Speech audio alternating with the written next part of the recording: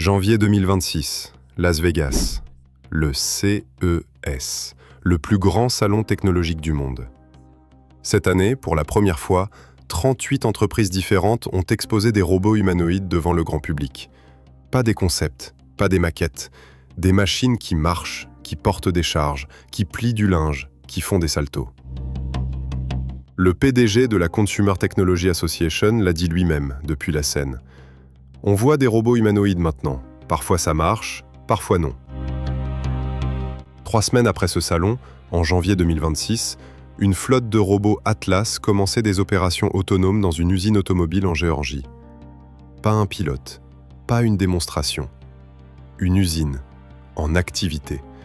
Et ces robots triaient des pièces de voiture, seuls, sans téléopération, sans filet. Ce que vous regardez là remplace déjà quelqu'un. La question n'est pas « est-ce que ça va arriver ?» C'est arrivé. Ce matin, pendant que vous dormiez. Il faut comprendre ce qui vient de se passer. Pas en théorie, en pratique, en chiffres, en noms propres. Au CES de janvier 2026, pour la première fois, les robots humanoïdes n'ont plus relevé du fantasme. 38 sociétés, des machines opérationnelles. Boston Dynamics a présenté la version commerciale de son Atlas, 56 degrés de liberté, une portée de 2,30 m, capable de soulever 50 kg. Et la société a confirmé que les premières unités seraient déployées en 2026 dans l'usine Hyundai de Géorgie. Ce n'est pas une promesse. En janvier 2026, Boston Dynamics a officiellement commencé le déploiement industriel de son Atlas à l'usine Hyundai Motor Group Meta-Plant America en Géorgie. Le robot effectue des opérations autonomes, trier des pièces, séquencer des composants lourds, sans téléopération, sans intervention humaine directe. Ce n'est pas une démo, c'est un test en conditions réelles. Pendant ce temps, en Chine, Unitree, qui avait livré 5500 robots humanoïdes dans le monde en 2025, prévoit d'en expédier entre 10 000 et 20 000 en 2026. AI2 Robotics, soutenu par Baidu, vient de lever 145 millions de dollars et vise 10 000 robots produits d'ici la fin de l'année. Et du côté de Tesla, en janvier 2026, Elon Musk a annoncé l'arrêt de la production des modèles S et modèles X pour recentrer Tesla sur ce qu'il considère comme son avenir, la conduite autonome et la robotique. L'usine de Fremont, en Californie, sera reconvertie pour produire le robot humanoïde Optimus. Tesla arrête de faire des voitures pour faire des robots. Lisez cette phrase à nouveau.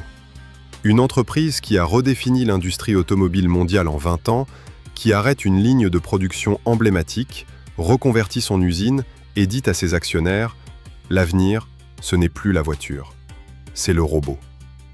Et dans tout ça, avec l'Unitree G1 disponible autour de 16 000 $ et Tesla qui vise les 20 000 $, les robots humanoïdes deviennent moins chers que certaines voitures. Pour comprendre pourquoi tout s'accélère maintenant, et pourquoi ça n'était pas possible il y a encore 5 ans, il faut comprendre ce qui a vraiment changé. Pas la mécanique, pas les moteurs, l'intelligence. Les robots humanoïdes ne sont plus simplement des machines programmées pour exécuter des tâches mécaniques. Ils deviennent capables de comprendre et d'interagir avec des environnements complexes, de prendre des décisions en temps réel et d'apprendre de l'expérience. Concrètement, l'Atlas déployé en Géorgie est entraîné par des modèles de fondation développés en collaboration avec Google DeepMind, des Large Behavior Models, qui permettent aux robots de gérer des environnements non structurés, de s'adapter si une pièce n'est pas exactement là où elle devrait être. Ce n'est plus de la robotique, c'est de l'IA incarnée. Et maintenant, regardons le calcul économique, parce que c'est là que tout se décide vraiment. Tesla vise un coût cible sous les 20 000 $ par unité. Pour une entreprise qui emploie 200 manutentionnaires à 18 $ de l'heure, avec les charges sociales, les congés maladie, le turnover, les accidents du travail, les formations, le calcul prend moins d'1 minute. Un robot ne demande pas d'augmentation. Il ne tombe pas malade. Il ne quitte pas l'entreprise. Il ne fait pas grève. Il travaille 24 heures sur 24, 7 jours sur 7, sans prime de nuit, sans congé payé, sans retraite. Et le déploiement du Robot as a Service ouvre même de nouvelles possibilités pour les PME. Plus besoin d'acheter le robot. On le loue. Comme on loue un logiciel. Le travailleur humain devient une ligne de budget qu'on compare à un abonnement mensuel. Ce job n'existera plus dans 5 ans. Pas tous les jobs, pas tous en même temps. Mais regardez où se concentre le déploiement. Logistique, manufacturing, assemblage automobile. Ce sont exactement les secteurs où les salaires sont les plus bas, les conditions les plus difficiles et les marges pour se reconvertir les plus étroites. La disruption, comme toujours, frappe d'abord ceux qui peuvent le moins la supporter. Et voilà la question que personne ne pose lors des conférences d'investissement brillamment éclairées. Les gains de productivité générés par ces machines, qui va les toucher? L'actionnaire, l'entreprise, peut-être l'État, via une taxe robot que presque aucun pays n'a encore adoptée. Mais le travailleur dont le poste disparaît, il reçoit une lettre de licenciement économique et une liste de formations disponibles. Et personne n'a voté pour ça. Mais il y a quelque chose de plus grand encore derrière ces chiffres. Quelque chose qu'on n'arrive pas bien à nommer dans les médias généralistes, parce que ça ressemble trop à de la géopolitique, et que la géopolitique ennuie les gens. Pourtant, c'est peut-être l'enjeu central. Hyundai prévoit de produire 30 000 robots par an à partir de 2028, via sa filiale Boston Dynamics. Pour atteindre cette échelle, le constructeur coréen collabore avec Nvidia pour la puissance de calcul, et avec Google DeepMind pour le logiciel. D'un côté de la table, une entreprise sud-coréenne, un géant américain de l'IA, une infrastructure de calcul contrôlée depuis Santa Clara. De l'autre côté, la Chine, avec Unitree en tête, qui vise 20 000 robots livrés en 2026, avec des modèles propriétaires, des chaînes d'approvisionnement intégrées et un soutien d'État explicite. Shenzhen, souvent surnommée la Silicon Valley chinoise, concentre de plus en plus de sociétés de robotique humanoïde. Ce n'est pas une coïncidence géographique, c'est la conséquence d'une politique industrielle nationale qui a décidé, il y a plusieurs années, que la robotique humanoïde serait un pilier stratégique du XXIe siècle. Comme les semi-conducteurs, comme la 5G, comme les véhicules électriques. La prochaine dépendance stratégique ne sera pas le pétrole. Ce sera la capacité à faire fonctionner des machines que vous ne contrôlez pas. En 2021, une pénurie de puces électroniques a paralysé des industries entières. L'automobile, l'électronique. Des mois de production perdus pour avoir externalisé un composant qu'on croyait banal. On n'avait jamais cartographié cette dépendance, et puis d'un coup, elle était visible. Douloureusement visible. Maintenant, imaginez la même vulnérabilité, mais pour les robots qui font tourner vos usines, vos hôpitaux, vos chaînes logistiques alimentaires. Une mise à jour impossible à déployer. Une dépendance à un fournisseur étranger pour le logiciel qui fait penser vos machines. Une infrastructure physique que vous utilisez, mais que vous ne contrôlez pas vraiment. L'Europe réglemente. Elle a adopté l'AI Act. Elle construit des cadres légaux pour les systèmes autonomes. Il y a peut-être une sagesse réelle dans cette prudence. Ou peut-être une occasion manquée. Probablement les deux. Mais pendant que Bruxelles délibère, les usines se construisent ailleurs. Revenons à quelque chose de plus petit, de plus quotidien. Au CES 2026, LG a dévoilé Cloyd, un assistant humanoïde capable de plier du linge, de charger un lave-vaisselle, de préparer à manger avec les appareils standards d'une cuisine. Et Figure AI espère commercialiser son robot Figure 03 dès cette année pour les foyers. Ce n'est plus l'usine, c'est votre maison. Et c'est là que quelque chose change. Quelque chose de plus subtil que l'économie, que la géopolitique. Quelque chose qui touche à la façon dont nous existons les uns par rapport aux autres. Il y a un phénomène psychologique qu'on appelle la vallée de l'étrange. Théorisé par le roboticien japonais Masahiro Mori dans les années 70, plus un robot ressemble à un humain, plus notre empathie envers lui augmente. Jusqu'à un seuil. Passé ce seuil, la ressemblance devient trop grande sans être complète, et notre cerveau bascule vers le malaise, l'inquiétude, parfois la répulsion. Nous traversons cette vallée, en temps réel.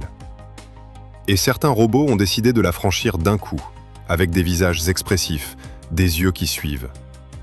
D'autres, comme Atlas, ont fait le choix inverse. Aucun visage humain, aucune ambiguïté. Je suis une machine.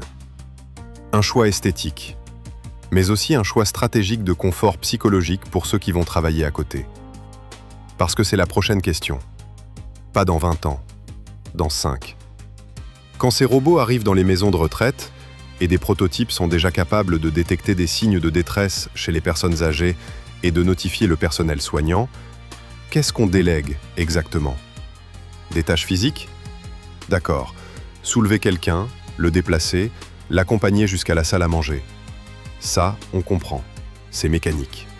Mais quand le robot commence à écouter, à répondre, à se souvenir que Madame Martin préfère son café sans sucre et que Monsieur Lefebvre aime parler de ses années à Bordeaux, qu'est-ce qu'on est en train de remplacer là?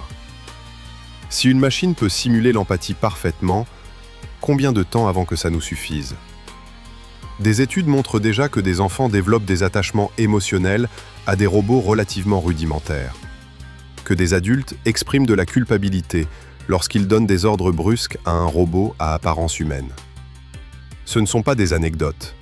Ce sont des données sur la façon dont notre psychologie se reconfigure, maintenant, face à des entités qui ne sont ni des personnes, ni des objets ordinaires.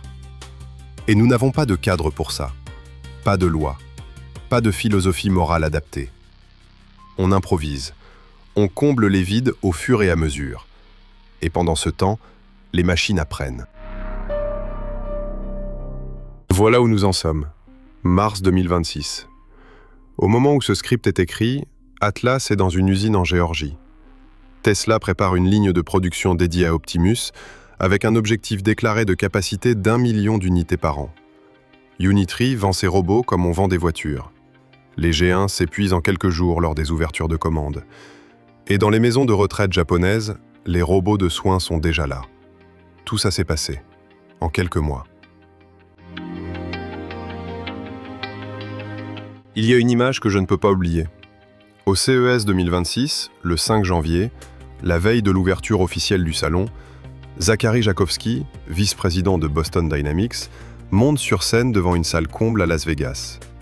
Et il dit « For the first time ever in public, please welcome Atlas to the stage ». Et Atlas entre. Pas en courant, pas en faisant des backflips comme dans les vidéos virales. Il marche. Simplement. Calmement. Avec une démarche si naturelle que plusieurs personnes dans la salle ont eu un moment de doute. C'est peut-être ça, le vrai tournant. Pas la performance, pas la force, ni la vitesse, ni la dextérité, mais ce moment où quelqu'un dans la salle n'est plus sûr, pendant une fraction de seconde, de ce qu'il regarde. Les robots humanoïdes ne sont pas nos ennemis. Ils ne sont pas non plus nos sauveurs. Ils sont ce que toutes les grandes technologies ont toujours été. Des amplificateurs. Ils amplifient la productivité. Ils amplifient les inégalités si on les laisse faire. Ils amplifient notre solitude si on les laisse combler un vide qu'ils ne peuvent pas vraiment remplir. Et ils amplifient aussi, potentiellement, ce que nous voulons vraiment construire si on se donne la peine de le décider. La question n'est pas « est-ce que les robots vont changer le monde ?» C'est en cours. Ici, maintenant, en 2026. La vraie question, celle qu'on reporte, qu'on esquive, qu'on noie dans des keynotes et des rapports d'analystes, est plus simple et plus vertigineuse que toutes les autres. Ils arrivent.